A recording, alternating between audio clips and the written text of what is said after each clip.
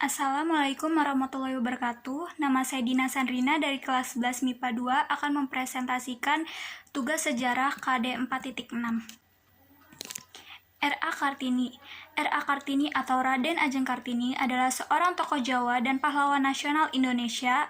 R.A. Kartini lahir pada tanggal 21 April 1879 di Jepara, Jawa Tengah. R.A. Kartini lahir di tengah-tengah keluarga bangsawan Jawa. Hal tersebut menjadi alasan mengapa beliau mendapat gelar R.A. yang merupakan singkatan dari Raden Ajeng. Namun setelah menikah sesuai dengan tuntunan adat Jawa, kepanjangannya dan gelar R.A. tersebut berubah menjadi Raden Ayu. R.A. Kartini merupakan putri dari pasangan R.M. Sosroningrat dan M.A. Ngasirah. Ayahnya seorang bangsawan yang juga menjabat sebagai Bupati Jepara, sementara ibunya merupakan anak seorang kiai atau guru agama di Telukawur, kota Jepara. Ibunda Kartini itu bukan keturunan bangsawan, melainkan rakyat biasa. Hal itu tentunya menjadi masalah bagi keluarga Kartini, sebab pada zaman itu, peraturan kolonial Belanda mengharuskan seorang bupati menikah dengan bangsawan. Alasan tersebut akhirnya membuat ayahnya harus mempersunting seorang wanita lain yang bernama Raden Ajeng Wurjan. Beliau seorang bangsawan keturunan langsung dari Raja Madura kala itu. Di era itu, wanita di negeri ini belum bisa memperoleh kebebasan dalam berbagai hal. Para wanita belum diizinkan untuk memperoleh pendidikan yang tinggi seperti pria, bahkan mereka juga tidak bisa menentukan pasangannya sendiri. Hingga Kartini sendiri hanya diizinkan sekolah sampai tamat ELS atau Europees Lager School atau setara dengan sekolah dasar. Setelah tamat sekolah itu, Kartini harus menjalani masa pingitan sehingga saatnya tiba untuk menikah. Hal ini merupakan adat istiadat yang berlaku di Jepara saat itu. Saat remaja, Kartini itu gemar membaca surat kabar atau majalah kebudayaan Eropa dan buku-buku, khususnya buku tentang kemajuan wanita. Ketertarikan dalam membacanya itu akhirnya membuat Kartini memiliki wawasan yang cukup luas soal ilmu pengetahuan dan kebudayaan.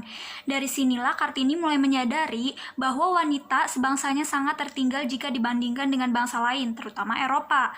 Sejak saat itu, beliau mulai memberikan perhatian khusus pada masalah emansipasi wanita dengan membandingkan antara wanita Eropa dan pribumi. Selain itu, Kartini juga menaruh perhatian pada masalah sosial. Menurutnya, seorang wanita juga perlu memperoleh hak yang sama dengan pria perihal kebebasan, otonomi, dan juga kesetaraan hukum. Kondisi tersebut akhirnya membuat Kartini bertekad untuk memajukan wanita bangsa Indonesia. Beliau mengawalinya dengan mendirikan sekolah untuk wanita di Jepara. Sekolah tersebut mengajarkan cara menjahit, menyulam, memasak, dan lainnya. Bahkan untuk mewujudkan keinginannya dalam memajukan wanita Indonesia, Kartini berencana melanjutkan pendidikan di Batavia atau negeri Belanda. Namun, keinginan tersebut ditolak oleh orang tuanya, meski pemerintah Belanda telah memberikan beasiswa kepada Kartini. Nah, karena orang tuanya tidak menyetujui, orang tuanya memaksa untuk menikah dengan seorang bupati di Rembang bernama Raden Adipati Jayadiningrat. Beruntungnya, pada saat itu suami Kartini bisa memahami cita-cita mulianya. Suaminya memberi kebebasan untuk Kartini mendirikan sekolah wanita pertama di sebelah kantor pemerintahan Kabupaten Rembang.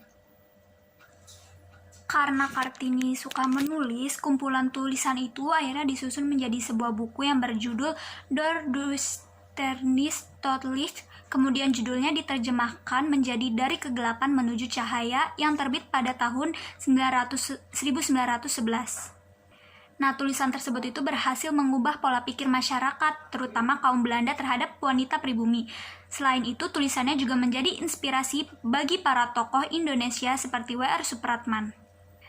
Berkat perjuangan Kartini, kini wanita Indonesia jadi memiliki kebebasan untuk mengenyam pendidikan tinggi. Selain itu, wanita juga mendapatkan kesetaraan hak dan dengan pria dalam hal otonom dan kesetaraan hukum. Sayangnya, perjuangan Kartini tampaknya belum benar-benar berakhir. Pasalnya di era ini masih ada sebagian wanita yang merasakan penindasan dan diperlakukan tidak adil. Ini terjadi karena sebagian pria belum rela melepas sifat otoriternya. Selain itu, beberapa wanita juga masih belum bisa berani melawan kebiasaan lama.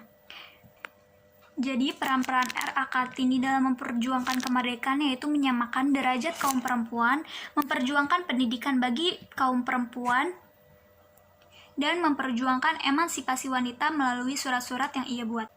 Sekian dari saya, wabillahi taufiq wal hidayat, wassalamualaikum warahmatullahi wabarakatuh.